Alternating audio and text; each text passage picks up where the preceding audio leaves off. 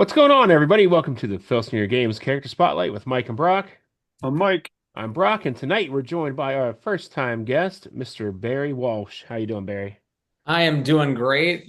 Just finished the fifth day of school as a special education teacher. So ready to, sit here and talk, talk some legends and particularly a wrestler that I really enjoyed when I was growing up.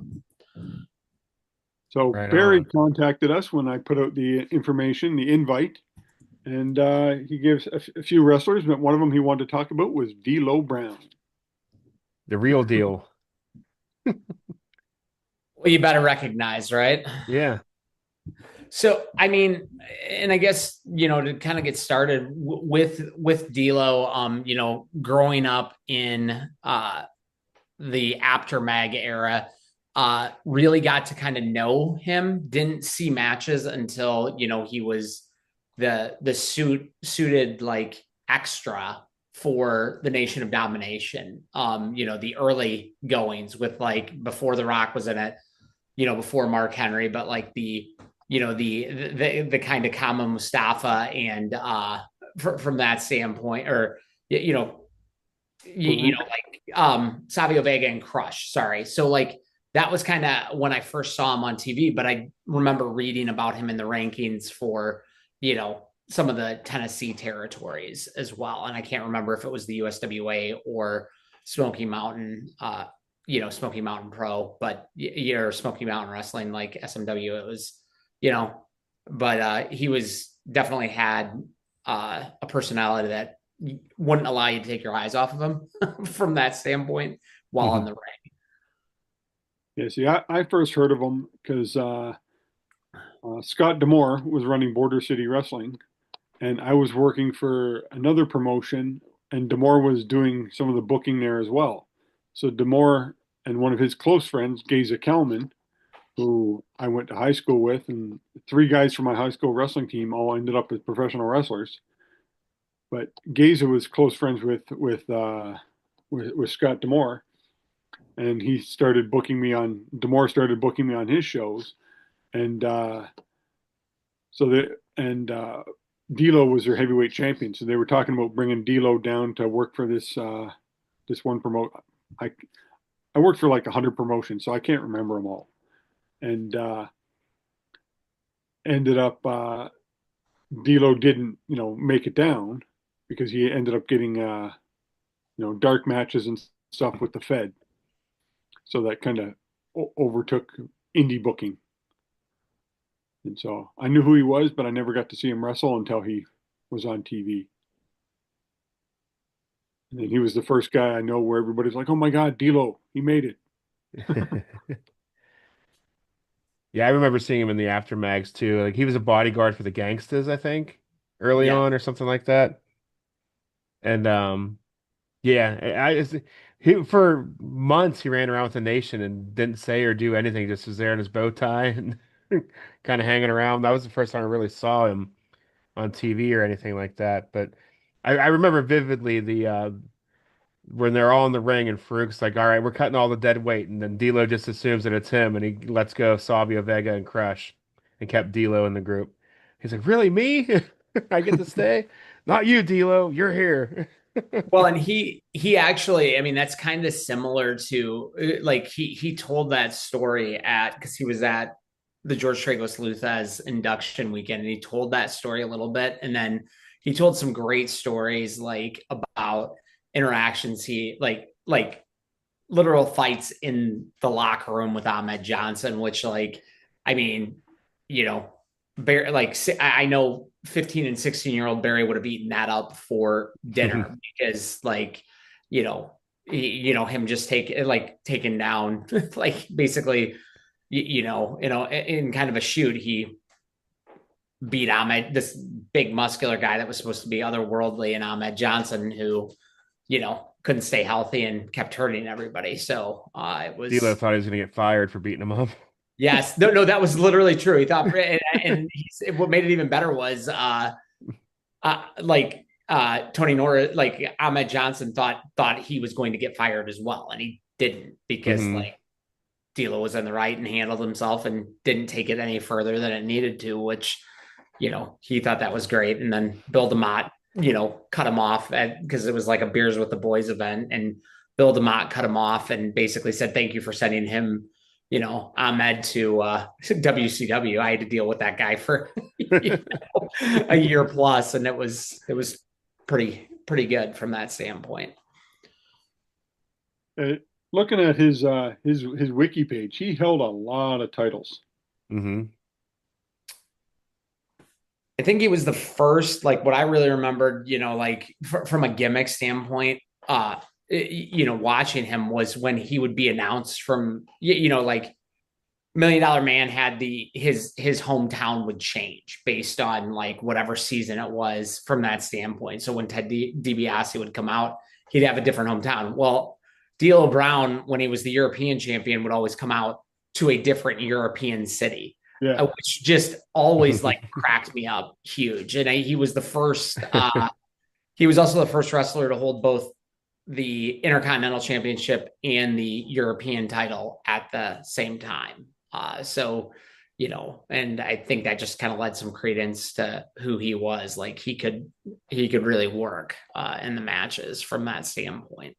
Now, here's something I know. He defended the WWF Intercontinental title on a Border City Wrestling card. Wow. Now, I don't know if he was supposed to do it. I know he was kind of a payback for D'Amore. So, because D'Amore really pushed him and gave him one of his first title runs. And so D'Lo wrestled on the card, and I don't know if that was one of the reasons why he ended up getting in some trouble later on. Because you're not supposed to appear on indie show, especially under McMahon, defending your title against other indie guys. Right. But yeah, he did it, and it was kind of kept on the down low, so to speak. This was excuse me, back before phones and everybody had all that stuff. So he kind of did that for Scott. Well, I mean, that was just kind of it too, like, because he was incredibly personable in Waterloo. Like he's bringing other guys with him is what he said, from that standpoint. But even getting the opportunity, like the other thing I really remembered was like, he wore that like flak jacket, right? Like the bulletproof vest kind of deal, the chest protector, because he was injured, kind of like Dan Severn broke his sternum. Right. So he broke his sternum, but then like he wore it forever and a day. It was almost like his sternum was broken almost as long as like Cowboy Bob Orton's arm was, right? With the cast. Well, what was incredible about it, my dad even noted, he goes, the one thing I don't like about pro wrestling, and my dad he's like, pro wrestling today is nobody sells. Well, right as he's saying that, D'Lo goes off the top for his finisher, and he misses. And I mean, he sold that thing like his chest had just been caved in by the chest protector, right? Like it wasn't flop-a-doo. Like he was on the ground, like almost like, again, like somebody like, like somebody caved in his chest with like a crescent kick. It was incredible. And he sold it to no end. And getting the opportunity to tell him in Waterloo, like how much my dad appreciated that work. And then on top of that, how much I appreciated it because of the selling. He just goes, yeah, he's like, you got to sell. He's like, the realism, if it's not there, at that point, he's like, fans didn't think it was real, but like, we still are supposed to make it look real, without fixed outcomes. Like, so it was, and he's just got a very, very high mind for the business and how booking should be done.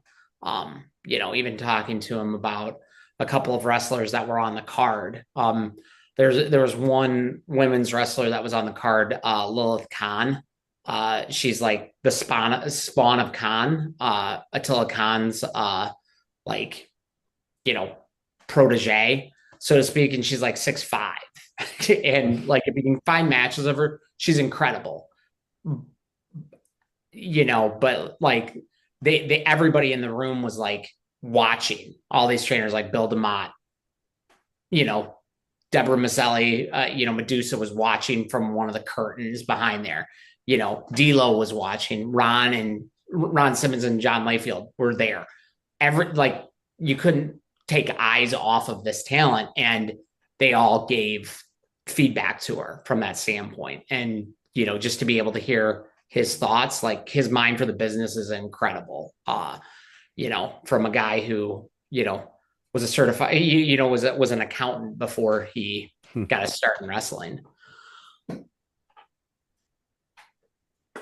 No, he's an interesting guy. He's got some. I always liked when he came out. He was very animated. Yes. Mm-hmm. He had that, the whole head bob thing down. He got up and he had one of the better frog splashes in wrestling. Yeah, he's a bigger guy too. He and Eddie Guerrero had the two best frog splashes, I thought. And there was one guy in the indie scene I wrestled with a bunch of times, Custom Made Man. And his gimmick, he also did a frog splash, but he'd take a camera up with him and he'd frog splash and he'd get high enough and he would take a picture on the way down. And that was his gimmick. But and he would, he'd do it enough and then he'd sell all the photos and you could see them. He got pretty high and got pretty good at.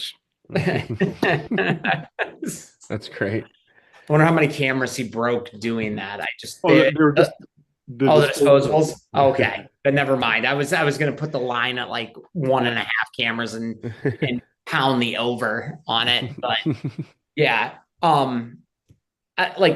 And I think because I started off playing Champions probably 30 years ago, and like right about the time I started steering out, like after I graduated from college, for a while, I think I was around for like until 2007, 2008, and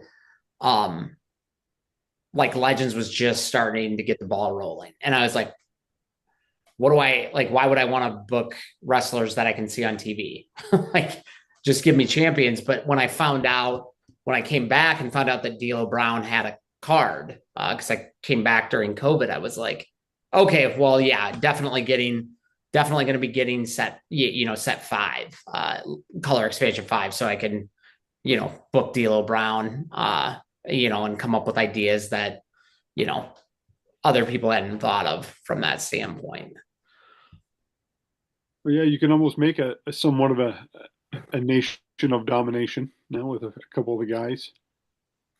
I mean, when I brought him in, like when I bring him, like I will say I was kind of holding on bringing him in because like living in the Midwest, that was the territory, not so much the East Coast or like the 90s. Like I fell in love with, tapes of 70s, early 80s and, wrestling from the territories that my dad had from that standpoint. And, but I, with Mark Henry being signed, I think the big thing would be like starting them off as a tag team. And then at some point, Henry either turning on D'Lo or, right now they're a tag team in my, Superior State Championship Wrestling, doing okay. They're not setting the world on fire, but they're there from that standpoint. But yeah, I would I brought him in for a tag team, and then I think he'd easily be, pursuing, like whatever your intercontinental title or interplanetary title would look like. We don't have Ron Simmons in the game, do we? We do not, from that standpoint. I think that's somebody that, yeah, he is. I can say, and with all the work that I've done to sign folks, that is one that is outside of my outside of my weight classes. I will tell members of the Legend team, he's not a guy that I would try to pitch. Yes, him and David Schultz. Yeah, I mean, I will say in St. Louis, one of the folks that was with us tried to pitch him, and I jumped in front of Chad when the pitch was going on, and James Jeffries, because we were concerned that we were concerned that something negative was going to happen. So I jumped in front of them and shielded them with my body in case, bullets started flying. But it was, I mean, it was fine. So, it was there. So, but yeah, that was, yeah, those two. Well, yeah, I mean, we all have our skills, and mine definitely is not pitching guys of Ron Simmons's caliber. But You could yeah, always Ron. put PG-13 in your Nation of Domination. They have cards. Yep. I mean, and I think too, like you could make reasonable approximations. You've got Mark Henry, you've got D'Lo. I mean, Brickhouse Brown could be, could be a decent, like get, and there are other names that like, hey, if we ever got this guy, I mean, you could use Hacksaw Butch Reed if you wanted to, from that standpoint. I think you could potentially book like even down kind of down the line. You could use Tony Atlas if you wanted to. I mean, there's plenty of guys that you could easily use down the line to you know like fulfill a Nation of Domination if you wanted to. Well, we'll segue into that. How you're talking about with D'Lo Brown. How would you book him in an Indies Fed? So you'd book him into a Nation of Domination type style. I think I would start with just a tag team. I was not a huge fan of like super big factions. Where that is. Obviously there would be like I would happily accept, but like a lot of the factions I use the Red Army with like Boris Malenko, or I guess the Great Malenko, and Nikita and Ivan Koloff as a smaller unit. And then like I've got like the Patriot and Slaughter and Don Kernodle working together, challenging those guys. If we got, I could see myself maybe running Butch Reed as like the singles lead, and then having Henry and D'Lo be the tag team for it. As a setup, I mean, there's obviously like that laundry list, like you mentioned, Ron Simmons. If we ever got lucky enough to get like an Ernie Ladd, I could see him being like the mouthpiece for the group from that standpoint. But again, they don't have cards in the game. So working with what we've got, yeah. But if I was going to bring a third singles in, it would be Butch Reed, and tagging Henry and Mark Henry and D'Lo is kind of the way I've worked it right now. They're just a tag team right now, possibly looking for a third member, like to pursue singles titles with their organization. And then longer term booking, I haven't yet to figure it out. I think the dice will tell that story if it's Henry that's going to turn on D'Lo or vice versa. I kind of hope that it's D'Lo that can turn on Henry, because Henry makes a mistake from that standpoint. And or D'Lo becomes jealous, one of the two. But longer term booking, that team's not going to. I don't see him being like the Blonde Bombers or the Vashans from that standpoint, as like they're going to be around forever and a day. Yeah, so you're not going to make them a long-term tag team, just a short-term stepping stone into something else. Yeah, probably. I mean, now long term for me is like I don't ever imagine, longer term booking.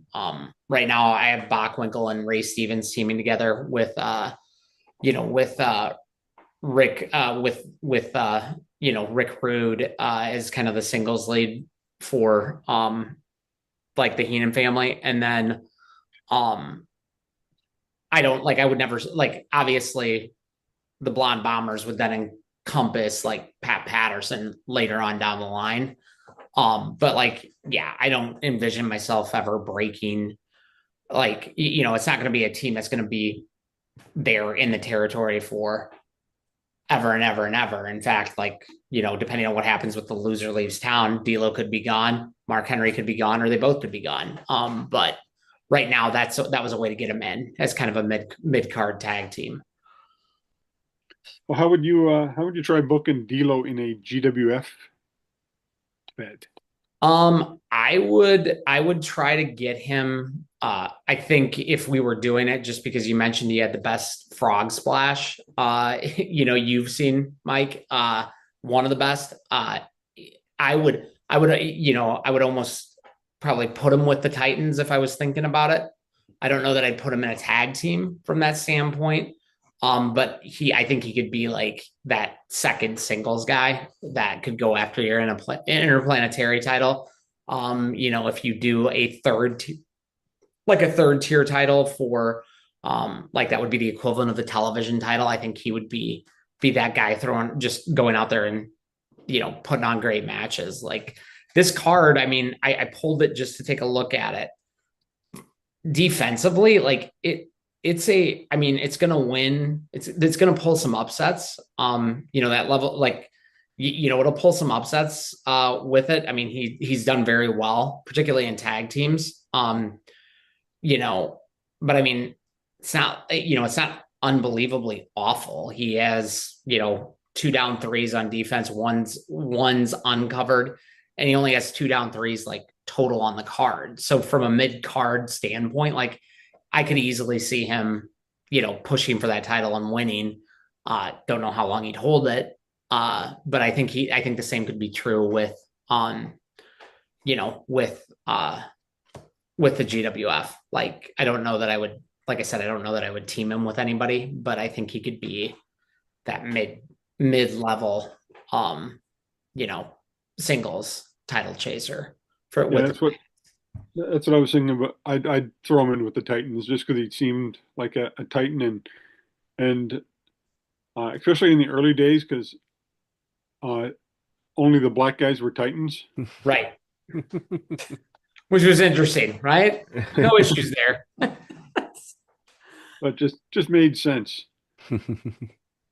Well, and I mean, it would be good too because I could see him also as being like the kind of cunning, conniving guy, right? He's going to go wherever it's best for him, from that standpoint. So, like, if a Titan is ever going to like turn and leave, and I always remember back to the golden era when it was like the Society of Death with Kraken versus the Titans. If ever there was a Titan that would leave, D'Lo Brown would be the guy, right? To join up because he'd be like looking at the numbers and being like, wait, no, that doesn't fit.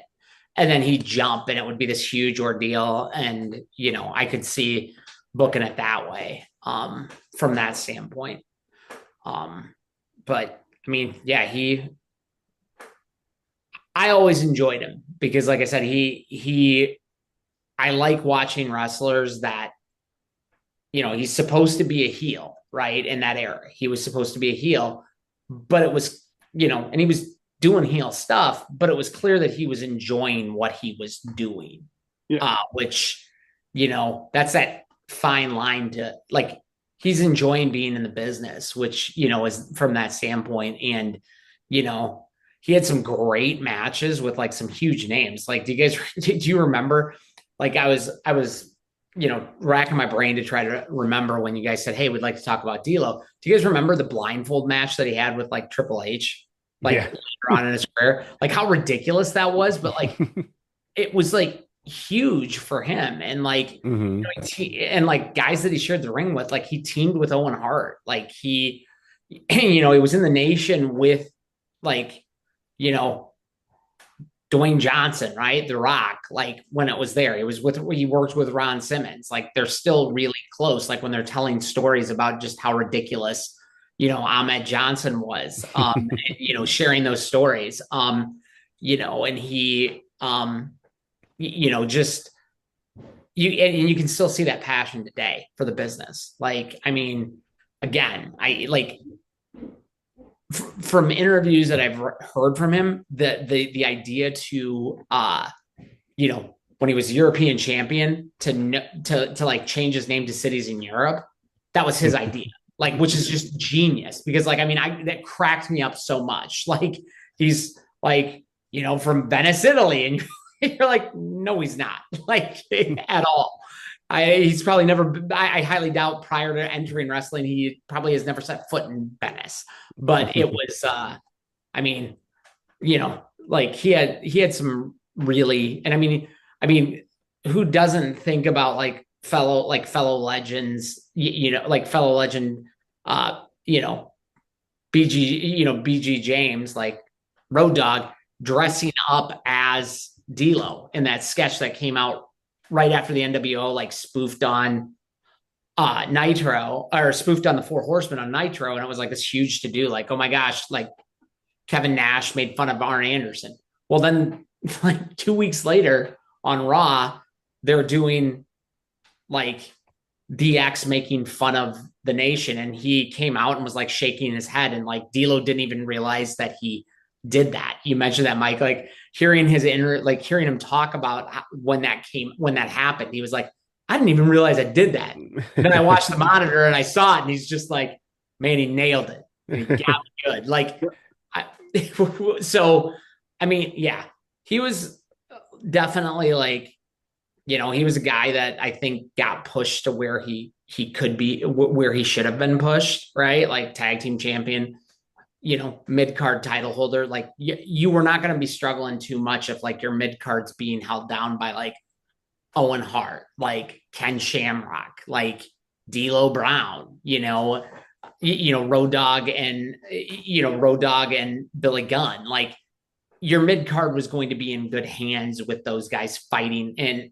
Sean Waltman, right? Like those guys fighting over those two titles, and Paul Levesque, after that fact, Triple H, like, so, I mean, that's why, and I find myself kind of drawn to those guys, like my favorite guys that we have in Legends, like it's like Eddie Gilbert, Rick Rude, like are they the world beaters? Like, the big names that everybody's got on their like most wanted list. Like, when the cards came out, they're the guaranteed headliner. Like, are they the big names like, Fez and like Jack Briscoe and Bruno? Like, no, but they're fun to book.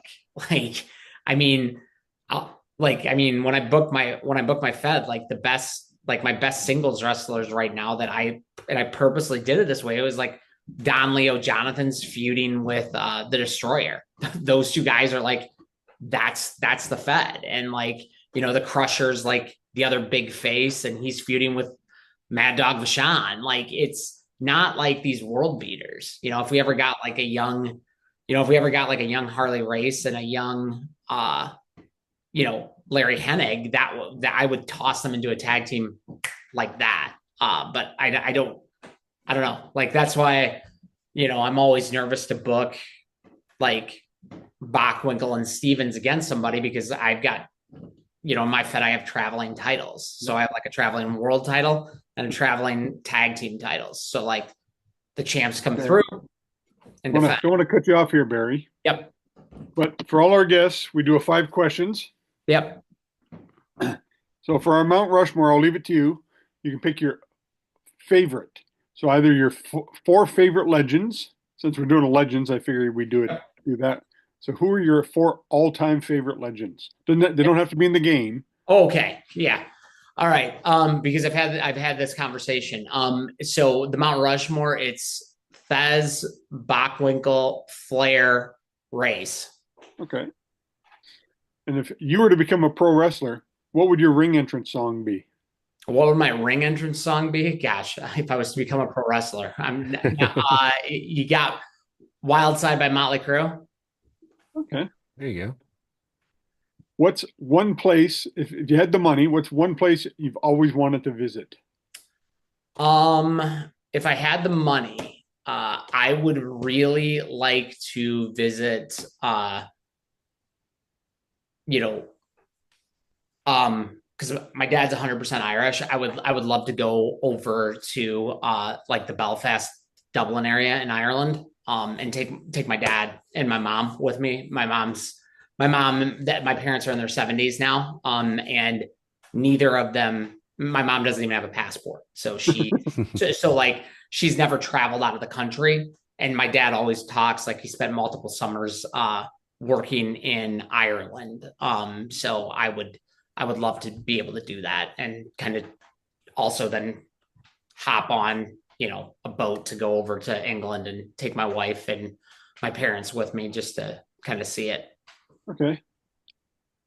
What would your lightsaber color be? Um, Purple. Oh, the third purple. So you're a good guy that will use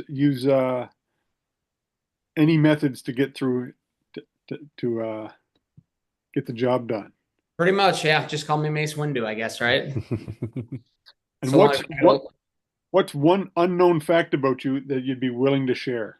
one unknown fact about me that I'd be willing to share. Well, I don't think I've told this story that frequently, but in my journalism days, I actually interviewed Roddy Piper came to town, and it was when he was in the midst of his struggles with cancer, and he actually like I had his phone number, and through the interview, I just told him, your story's been really inspirational. My dad, who was also going through a prostate cancer diagnosis, so like we even through that, like we probably spoke 2 or 3 times after it. So like, his number's still in my speed dial. Obviously the number's changed at this point, but that's kind of one of those things. Even and that was during my time out from Filsinger Games, but like, yeah, Roddy Piper's in my cell phone, but I mean, obviously it's not his number anymore, but yeah. And it's like me, I still keep Smith Hart in my phone, but it's not him. Right. Why delete the number off? I think it's transitioned to like 5 different phones now from that point, because it was fall of 2007 that he was in Marion, Indiana, making an Indies booking. I'd say thanks for coming out, Barry. Thank you, sir. Sorry, I've been on mute most of this time as I'm fighting back coughs. So I apologize for that. It's that time of year for me. All right, thanks for joining us, Barry. Anything you want to plug on the way out here? Nothing to plug. I would just say, we've got, I think teasers wrap. We'll be wrapping, yeah, soonish for fall. And I would say, just reminding people to get their pre-orders in on Friday. And then winter comes already pretty excited for the winter releases. Just talking to Mike and several at Galacticon and Waterloo after the fact. So Nice. yeah, just plugging those things. So pre-orders Friday. Get your pre-orders in, everybody. All right, and while you're here, scroll on down and hit that subscribe button if you haven't done so yet. If you enjoyed the video, give it a thumbs up. Leave your memories of D'Lo Brown below that you might have. I was there for the debut of the Chest Protector at King of the Ring 1998. Just want to throw that out there. A great moment in wrestling history. That was probably the biggest thing that happened on that card. But Wait, Brock, just while we have you, who won that? Who won the King of the Ring that year? Ken Shamrock. Okay, well that wasn't as bad as like Billy Gunn winning the thing. I mean, so you were there for a good one at least, Well, right? that was also the Undertaker Mankind Hell in the Cell. So Oh man, yeah. one good thing that happened on the card. That was probably the biggest thing, man. Yeah. So this is how I roll. Not Hell in a Cell, but D'Lo Brown wore his chest protector. He did, and he knocked out Dan Severn with it. Gave him his first loss. Helped The Rock win. Should have had about 7 more of those before we got to that spot, but we won't talk ill of one of our George Tragos Luthez Hall of Fame legends. There you go. Check out our friends make Filsinger Games related content. I'm going to go really fast. The Legends team's Uncharted Territory, the official podcast Roll Up, Dizzy Dice from Lee Longpree, solo promoter from Grant Pachoco. Grant is also here on YouTube. So is Dave Little's Heartland Championship Wrestling, Bucky749, and Brad Plays 81. I'm on Twitch, Brockster Builds. Check it out. And until next time, everybody, have a great week. Night all. Later.